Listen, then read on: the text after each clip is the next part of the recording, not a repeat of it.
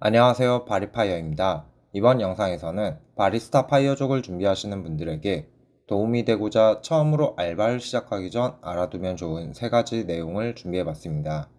특히 알바 경험이 없는 분들에게 도움이 되지 않을까 생각됩니다.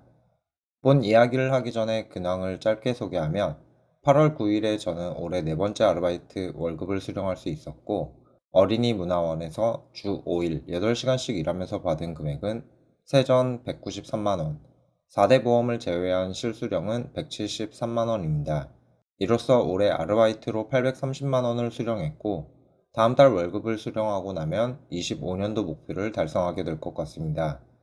문제는 제가 월세 수익을 얻고 있는 집이 누수가 발생해 이번 달 수리비로 120만 원이 지출되었기에 사실상 한 달 월급이 모두 사라진 느낌이라 많이 아쉬운 상황입니다.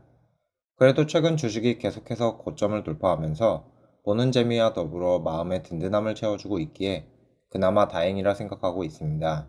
이대로 연말까지 큰 조정 없이 상단을 천천히 올려간다면 계좌 2억의 고지도 가능하지 않을까 희망회로를 돌려보고 있습니다. 그런데 보통 이럴 때 하락이나 조정이 오기에 마음의 준비도 같이 하고 있는 중입니다. 그럼 본 이야기로 들어가겠습니다. 최근 바리스타 파이어족이 되신다는 분들의 이야기를 댓글로 자주 접하게 되면서 알바를 처음 한다고 생각했을 때 알아두면 좋은 점을 정리했습니다. 첫 번째, 기술이 없다면 알바로 얻는 수입은 월 100에서 200만 원이 좋다. 사실 파이어 초창기에 더 이상 노동 수입이 없는 상황에서 생활비로 인해 현금이 줄어드는 모습을 보면 다소 답답함을 느끼실 수 있습니다. 저는 이때 심리적인 부담을 이기지 못하고 그만 저와 맞지 않는 식당 아르바이트를 선택했었는데, 돌이켜 생각해보면 이 당시 제가 받은 스트레스 대비 월급은 상당히 낮았던 것 같습니다. 때문에 급하게 일을 구하기보다 천천히 그동안 못했던 것들을 해보면서 시간적 여유를 두고 나에게 적합한 일자리를 찾아보시길 추천드립니다. 저는 지금까지 해보니까 아르바이트로 월 100에서 200만 원을 벌 수 있는 구간이 노동 강도가 괜찮은 일자리가 많았고, 워라밸이 가장 잘 지켜지면서 생활의 만족도가 높았던 것 같습니다. 이 경우 대략 주 5일 4시간에서 8시간 정도 할 수 있는 일이 선택되는데, 사치하지 않는다면 필요한 생활비는 충분히 얻을 수 있을 거라 생각됩니다. 여기서 제가 정의하는 필요한 생활비는 주식 계좌에서 돈을 인출하지 않아도 생활이 가능한 양이고, 추가로 생활비와 잉여 자금까지 버는 것은 어느 정도 알바에 대한 지식과 경험이 쌓이고 나서 필요한 만큼 일하는 시간을 늘려나가면 되기에 시작은 쉬운 것부터 해보는 걸 추천드립니다. 알바라 해서 엄청 어려운 건 아니지만 종류에 따라 정규직으로 일하실 때보다 더 힘든 종류의 일도 존재하고, 특히 소규모 자영업자가 운영하는 곳을 잘 모르고 지원하면 생각했던 것보다 너무 다른 점이 많아 빨리 지치실 수 있기 때문입니다. 마음의 준비를 해야 하는 부분은 대체로 파이어 하기 전 기존 직장에서 봤던 것보다 노동 강도가 높다는 점입니다. 대략 10년 이상의 직장 생활을 거치셨다면 다들 알고 계시리라 생각되지만, 정규직이 좋은 이유는 최저시급으로 계산되더라도 거기에 더해 여러 가지 부가적인 수당이 붙기 때문입니다. 하지만 아르바이트는 이러한 부가적인 수당이 들어가는 경우가 거의 없고, 8시간 근무 기준 식사 시간 1시간이 무급으로 제외되는 조건도 많으므로 막상 월급을 받아보면 내가 일한 것보다 적게 나왔다고 생각되는 경우도 많습니다. 하지만 알바의 좋은 점은 언제든지 나의 선택에 따라 일을 더 할지 아니면 계약을 연장하지 않고 휴식기를 가질지 선택할 수 있다는 것이고, 그동안 회사에서 요구되던 책임에서 상대적으로 많이 자유로워진다는 것입니다. 그렇게 더 이상 책임을 지지 않아도 되는 비용을 내는 것이다 라고 생각한다면 아르바이트의 낮은 월급도 나쁘지 않게 느껴지기도 합니다. 퇴근 이후엔 직장 스트레스에서 완전히 해방되기 때문입니다. 또 월급을 많이 받을 수 있다면 좋겠지만, 제가 볼 때 200만 원 이하가 괜찮은 이유 중 하나는 최저임금으로 그 이상을 받게 되면 주 5일 8시간 이상 일해야 하는데, 그 정도면 그냥 정규직을 구하는 게 훨씬 낫지 않나 생각되기 때문입니다. 물론 여행이나 급전이 필요한 시기에 한 달 내지 2달 정도의 짧은 기간이라면 괜찮겠지만, 바리스타 파이어족을 하시는 분들의 나이는 젊은 분들보다는 30에서 40대 분들이 많을 것이기에 체력적인 부담도 고려해서 선택해야 합니다. 저의 경우엔 지금까지의 직장에 모두 12시간 이상 근무하던 곳이었기에 지금처럼 하루 6시간에서 8시간만 근무해도 여유 시간이 굉장히 많아진 것 같아 꽤 만족하고 있습니다. 게다가 계약 기간이 끝나면 푹 쉴 수 있는 시간도 있으니 심리적인 여유도 있습니다.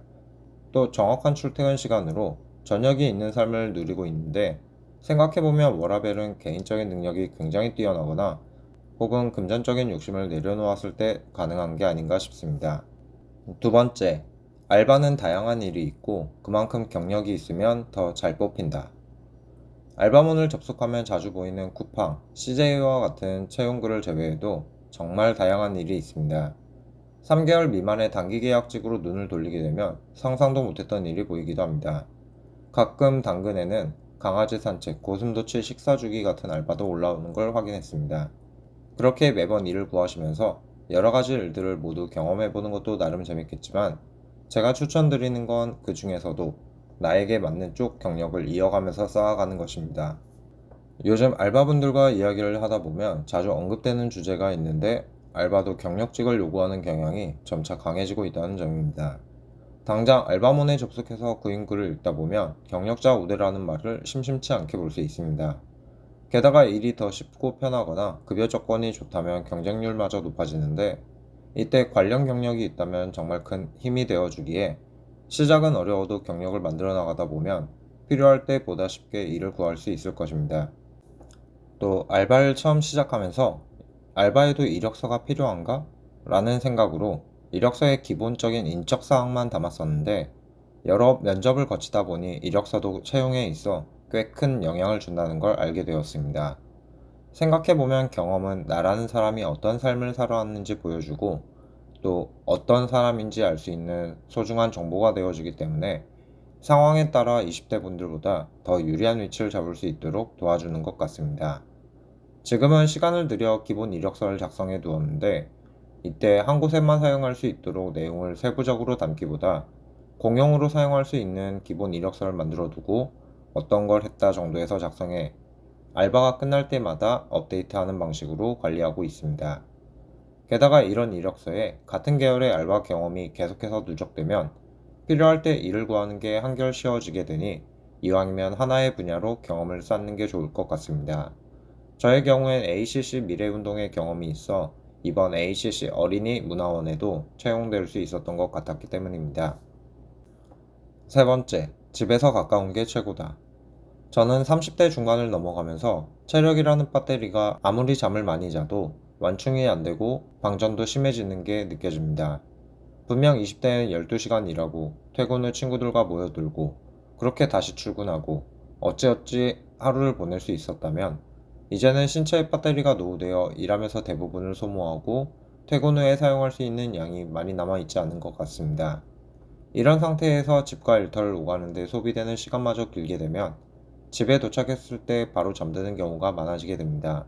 또 저의 채널 시청자분들은 20대 후반에서 40대 분들이 많습니다. 평범한 사람이 노력으로 바리파이어가 되기 위한 최소한의 자산을 쌓기 위해선 10년 이상의 시간이 필요하기 때문인 것 같습니다.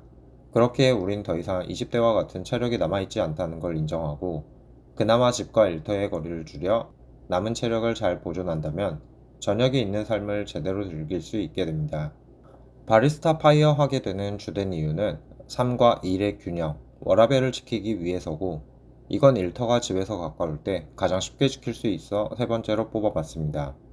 그렇게 만약 파이어 이후 월세라는 고정비를 줄이기 위해 이사를 계획하고 계신다면 주변에 내가 원하는 일이 많은가 또 하나의 요소로 보고 가중치를 주면 좋을 것 같습니다. 알바를 구하면서 느낀 건데, 지역마다 모여있는 알바의 종류가 다르고 내가 하고 싶은 일이 너무 멀어서 포기하게 되는 경우도 많았기 때문입니다. 여기까지 바리스타 파이어족을 시작하시는 분들이 아르바이트를 시작할 때 생각해보면 좋은 점 3가지를 풀어봤습니다. 저는 앞으로도 이렇게 틈틈이 알바를 하면서 생활비를 충당하고 남는 시간은 제가 하고 싶은 일에 투자할 계획입니다.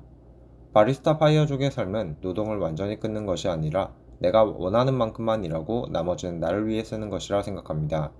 혹시 이 영상을 보시는 분들 중에서도 저처럼 바리스타 파이어를 준비해 가시거나 이미 시작하신 분들이 계시다면 오늘 말씀드린 3가지 내용이 조금이나마 도움이 되길 바랍니다.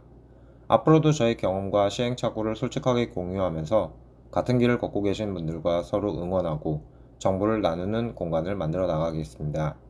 그럼 영상 끝까지 시청해 주셔서 감사합니다.